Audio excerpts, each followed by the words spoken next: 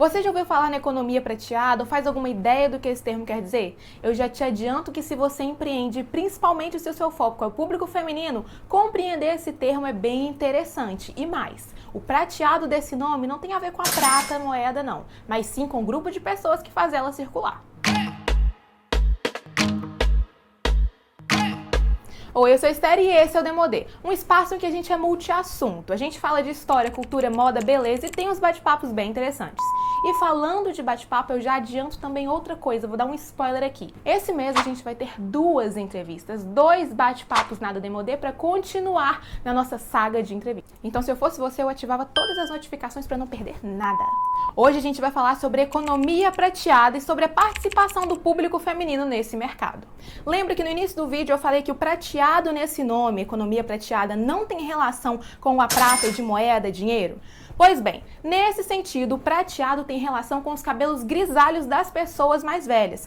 Isso quer dizer que economia prateada é um termo designado para parte da economia, ou seja, da circulação ou produção de bens de consumo e serviços voltada a atender as necessidades das pessoas acima de 50 anos. Ah, mas não são só as pessoas mais velhas acima de 50 que são grisalhas, não. Eu sei. Mas nesse termo, os grisalhos são a galera acima dos 50 anos. Não foi eu que defini, eu tô aqui só contando a história. A Georgetown Business Magazine, revista da Universidade de Georgetown, nos Estados Unidos, publicou em 2020 uma estimativa de que o mercado prateado movimentou mundialmente mais de 15 trilhões de dólares. E isso tende a aumentar, porque espera-se que até 2030 a população mundial seja composta por mais de 1 bilhão de pessoas idosas.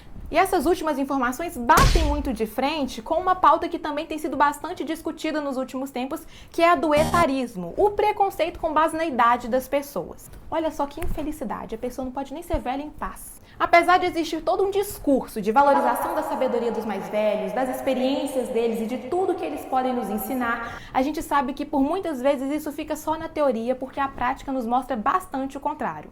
Não são poucas as ocasiões em que a capacidade dos mais velhos de se adaptar, de participar ou até mesmo de contribuir para com o mercado atual, seja de trabalho ou de consumo, é subjugada e até mesmo dificultada, porque a gente está falando de um mercado cada vez mais digitalizado e tecnológico.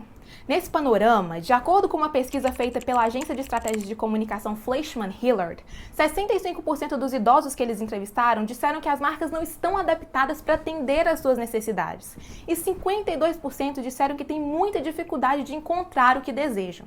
Conseguiu captar o ruído que eu falei entre teoria e prática? Tem um filme chamado Um Senhor Estagiário que retrata isso muito bem. Ele é protagonizado pela Anne Hathaway e pelo Robert De Niro e retrata a história de um senhor de mais de 70 anos que decide voltar ao mercado de trabalho.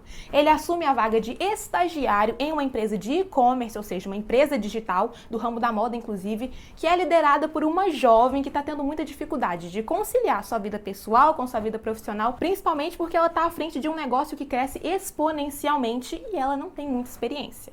E ao longo das cenas a gente nota claramente esse ruído que a gente comentou sobre discurso, teoria e prática. Porque apesar da vaga na empresa ter sido aberta especificamente para pessoas da terceira idade, sob um discurso de inclusão e de valorização dessas pessoas, na prática as coisas eram bem diferentes. Porque por diversas vezes o senhor foi muito subjugado. As pessoas não conseguiam entender como alguém de mais de 70 anos poderia contribuir nem ser útil em uma empresa essencialmente digital. Só que acontecem diversas reviravoltas ao longo do filme. Para não dar spoiler, que eu sei que tem gente que detesta, eu vou deixar a indicação para sua próxima sessão de cinema. O filme Um Senhor Estagiário está disponível no Prime Video e é um filme excelente para a gente poder contextualizar esse assunto que a gente está comentando hoje. Ai, mas você falou que isso tinha relação com o público feminino, até agora você não falou da mulher.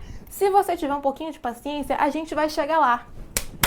Chegou! E eu quis abordar esse tema dentro desse contexto de mês da mulher porque o público feminino é o mais afetado pelo etarismo, que perturba a mulher não só em relação à sua influência, importância e capacidade de participação no mercado, seja de trabalho ou de consumo, mas principalmente em relação à sua aparência, à sua estética e à sua imagem. E em contrapartida, esse mesmo público feminino é responsável por movimentar grande parte do mercado prateado. Seria cômico se não fosse trágico. De acordo com a pesquisa Elas 45+, mas da consultoria Eixo, as mulheres acima de 60 anos já são responsáveis por mais de 20% do consumo nacional. E só no mercado digital a gente está falando de mais de 10 bilhões de reais por ano. E por isso eu te pergunto mais uma vez, você está conseguindo captar esse ruído entre teoria e prática? Mas tudo bem, a gente não pode negar que a gente tem visto sim uma movimentação do mercado de forma a abrir espaço para a participação das pessoas mais velhas, principalmente e surpreendentemente quando a gente fala do setor de moda e beleza. Se a gente observar, as campanhas de moda têm trazido mais pessoas mais velhas, têm trazido mais diversidade nas fotos, nos desfiles, nos editoriais das revistas e também das marcas. Antigamente a gente via, por exemplo, uma propaganda de lingerie, só as meninas novinhas, magrinhas, nadando no colágeno com a pele perfeita, mesmo que fosse feito por Photoshop, a gente sabe. Mas hoje em dia a gente tem visto o quê? Uma diversidade muito maior, mulheres mais velhas, mais maduras, mostrando que realmente todo mundo tem direito a se sentir bonito, todo mundo tem direito a participar e acessar todos os setores e tudo aquilo que a moda e a beleza têm a oferecer. E falando de beleza, mais especificamente, eu nunca vi tanto maquiador publicar tutorial de como fazer uma pele madura, como não marcar as linhas de expressões, como valorizar a pele madura, como hidratar, como maquiar. Toda essa conversa voltada às pessoas mais velhas, às pessoas mais maduras, como eles mesmos dizem. Isso é um movimento de abertura de mercado, a gente não pode negar. Só que a gente tem que entender e internalizar que esse movimento tem que ser constante e não uma discussão pontual, não uma questão temporária. Porque como a gente viu nas previsões que a gente comentou mais cedo acerca da quantidade de dinheiro que a economia prateada movimenta e também da quantidade de idosos que nós vamos ter no mundo na próxima década, a gente consegue ver e fazer previsões de como o mercado vai funcionar e assim se adaptar. E nesse sentido, para auxiliar as empresas a compreender essa nova dinâmica e movimento do mercado, a OCDE, que é a Organização para a Cooperação do Desenvolvimento Econômico, reuniu diversos especialistas, entre desenvolvedores de políticas públicas, pesquisadores, pessoas do setor privado, cientistas sociais e afins, para poder discutir oportunidades relacionadas à economia prateada como uma forma de resposta ao envelhecimento da população. E o resultado dessa discussão foram 5 tópicos que eu vou listar agora. O primeiro deles é implementar reformas políticas para lidar com as mudanças demográficas do século XXI com base no combate ao etarismo, ou seja, mudar a mentalidade das pessoas. Segundo, promover soluções tecnológicas que viabilizem a participação dos mais velhos no mercado, o que permite entender de uma forma mais direta as necessidades desse público. Terceiro ponto é buscar novas formas de financiamento e investimento, tanto público quanto privado, para impulsionar a inovação na economia prateada, porque tudo isso custa dinheiro. Quarto ponto, desenvolver modalidades de carreiras mais novas e flexíveis, aliadas ao incentivo à requalificação ao longo da vida, e essa é uma medida que é voltada para aqueles que querem permanecer mais tempo no mercado de trabalho e também para aqueles que saíram, mas desejam retornar.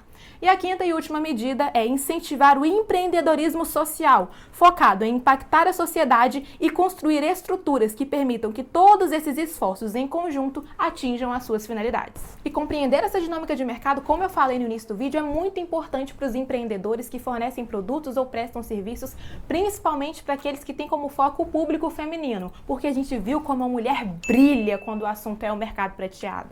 E com isso chegamos ao fim de mais um vídeo. Já imagino que tenha ficado até mais longo que o normal, porque eu gosto tanto desse tipo de assunto, desse tipo de abordagem, desse tipo de tema que eu me empolgo. Eu me empolguei pesquisando, me empolguei escrevendo roteiro, me empolguei gravando. Só que eu encerro nossa conversa com a certeza de que quando o assunto é economia prateada e também quando o assunto é economia prateada relacionada ao público feminino, a gente já tá craque. E como sempre, se você gostou, os comentários estão abertos para você deixar a sua opinião. Não esquece a sua curtida também, que é muito importante. Compartilhe esse vídeo com quem você sabe que vai gostar ou precisar de saber sobre essa questão. E claro, salva esse episódio para ver quantas vezes você quiser. E se você estiver vendo esse vídeo pelo YouTube, não esquece de se inscrever no canal e ativar o sininho. Ai, gente, eu sempre fui doida para falar isso. Ativa o sininho para ficar por dentro de todos os outros que a gente vai ter por aí. Eu sou Esther Martins e esse foi o Demodê. Até o próximo!